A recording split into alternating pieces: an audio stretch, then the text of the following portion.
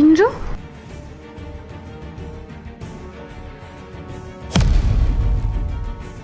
কি হলো? তুমি নিচে কোথায় গেছিলে? ওই নিচে সিকিউরিটি গার্ড দাদা ফোন করেছিল, বললো কাজের লোক পেয়ে গেছে, তাই আমি ওকে আনতে গেছিলাম। ইন্দ্র, ইন্দ্র এখানে কি করছে? আচ্ছা ঠিক আছে, ভেতরে আসো। শোনো, তুমি এইভাবে লুকাচ্ছিলে কেন? এমনি দিদি। ঠিক আছে, চলো, দরজাটা বন্ধ করে দিও।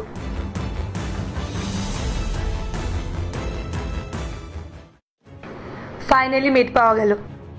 তুমি মেয়েটকে সব কাজ বুঝিয়ে দিয়েছিলে তো? হ্যাঁ, সব কাজ বুঝিয়ে দিয়েছি, ও ঠিক করে নেবে। হ্যাঁ, ওকে সবকিছু বুঝিয়ে দিও। আর তুমি তো জানোই আগে আমাদের বাড়িতে যে মেয়েটা কাজ করতো, ও বাসনপত্র চুরি করতে গিয়ে ধরা পড়েছিল। আর শোনো, ও যদি কোনো ব্যাগপত্র আনে তাহলে বলবে বাইরে রেখে দিয়ে আসতে, ভেতরে যেন না আনে। তুমি ঠিকই বলেছো, আমি ওকে এখনই ডেকে সবটা বলে দিই। রিয়া, রিয়া, রিয়া, শুনতে পাচ্ছ না? কি আশ্চর্য, ওকে আমার কথা শুনতে পাচ্ছে না। ও আবার চুরি ফুরি করছে না তো? রিয়া, কথা কি কানে যাচ্ছে না তোমার? আশ্চর্য। ইন্দ্র, তুমি বসো, আমি দেখে আসছি।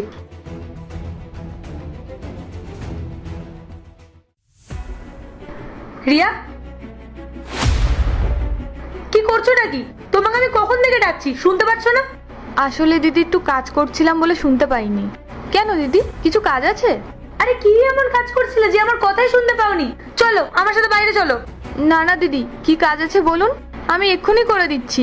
আমি বাইরে যাব না। কেন যাবে না তুমি বাইরে? তার মানে কি তুমি এখানে কিছু ভুলভাল করছো?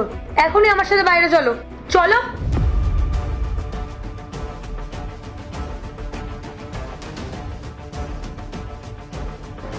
এসো।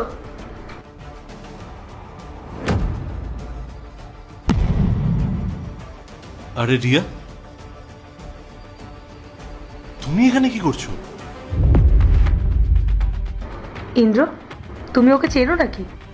হ্যাঁ, তুমি আমাদের বাড়িতে কি করছো? আর তোমার এরকম অবস্থা হলো কি করে? ইন্দ্র, তুমি এটা আমাকে বলবে যে তুমি ওকে কিভাবে চেনো? পায়েল, আমি তোমাকে বলেছিলাম না আমার এক্স ওয়াইফ ছিল, ওই সে রিয়া। আর তুমি চুপ করে দাঁড়িয়ে আছো কেন? বলো, তোমার এরকম অবস্থা হলো কি করে? ইন্দ্র, তোমাকে ছেড়ে দেওয়ার পরে আমি যাকে বিয়ে করেছিলাম না, সে। পার্ট 2 দেখতে সাবস্ক্রাইব করো ভেলকু 78M।